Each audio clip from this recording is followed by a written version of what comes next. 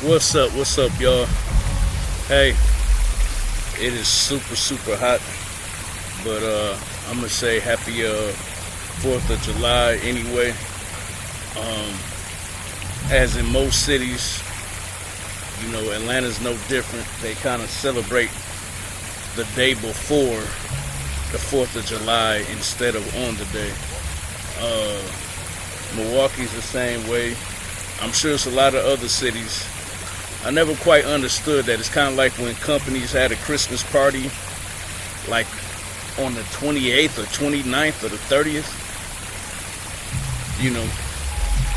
But it's super hot, but the fountain is cool, and I decided, man, you cannot review A Quiet Place Day 1.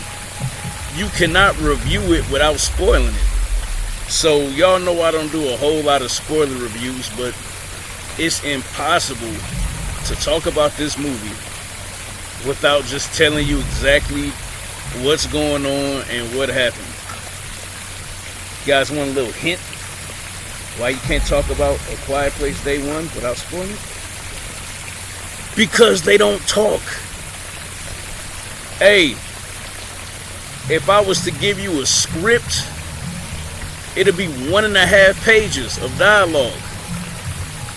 I'm starting to doubt if it even makes 1 page of dialogue. They don't say nothing, because when you talk, the monster's gonna get you. So that's the first frustrating part about the movie, man, is they still have not really done a clear job of explaining why these ugly, daddy long leg aliens keep popping out. Like, you don't even see them crushing the bones and eating people.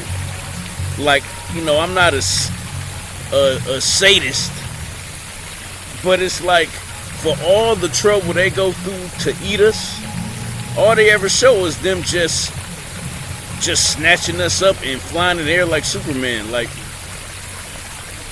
I'm starting to wonder if they even eat us. Are they storing us away somewhere and studying us?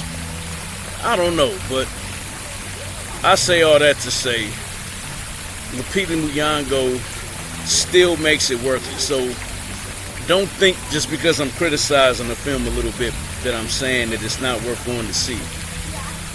The only thing that would take away from you a little bit, if you have a crush on Lupita Nyong'o like I do, and if you think she's fine, if you think she's the finest African and Mexican person that ever lived, yeah, she speaks fluent Spanish. She was born in Mexico. I have no idea how that happened. But even her first name, Lupita, is a common Mexican name with women. But at any rate, you would be kind of crushed because she is extremely thin. And if you saw her on Black Panther Part 2, aka Wakanda Forever, she was thick as a monster. She was thick as a werewolf, as grits, as an unmowed lawn. And here, she's so skinny, it's just bad, man.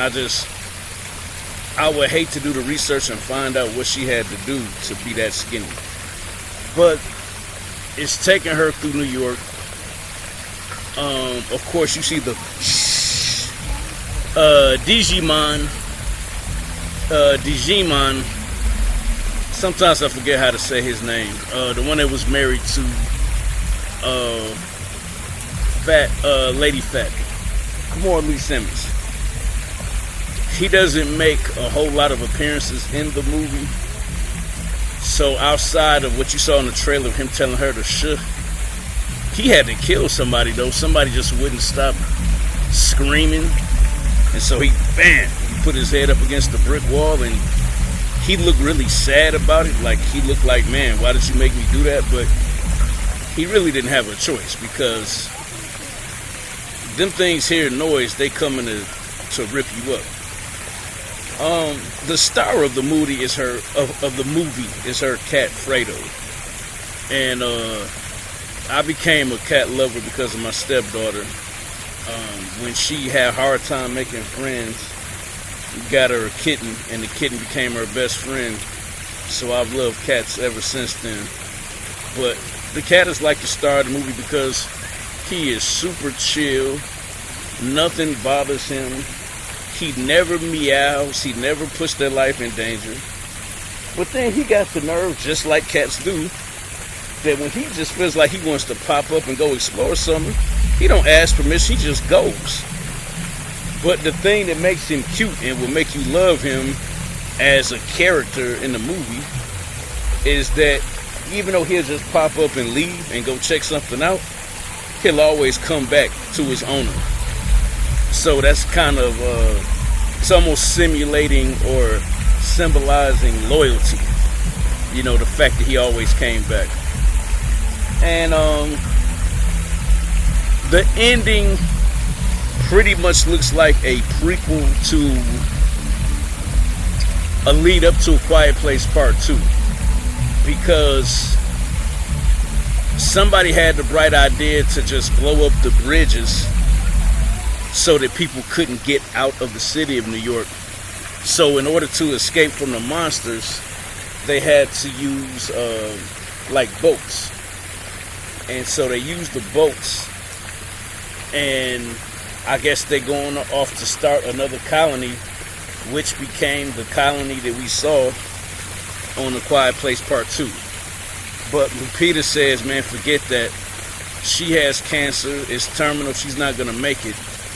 So she makes sure that her British friend that she met, she makes sure that he escapes, gives him her father's sweater that she used to wear as a memento, and she gives him Froddo and says, take care of my cat. He doesn't like to be rubbed on his stomach. And then she takes off her iPad and she just goes outside in New York with the record player, with like the boombox. And ironically, she's playing Nina Simone, Birds Flying High, You Know How I Feel. And she plays it, and then, bam, you see the alien drop behind her, about 15 feet behind her, and then she just looks right in the camera like, I'm ready to go.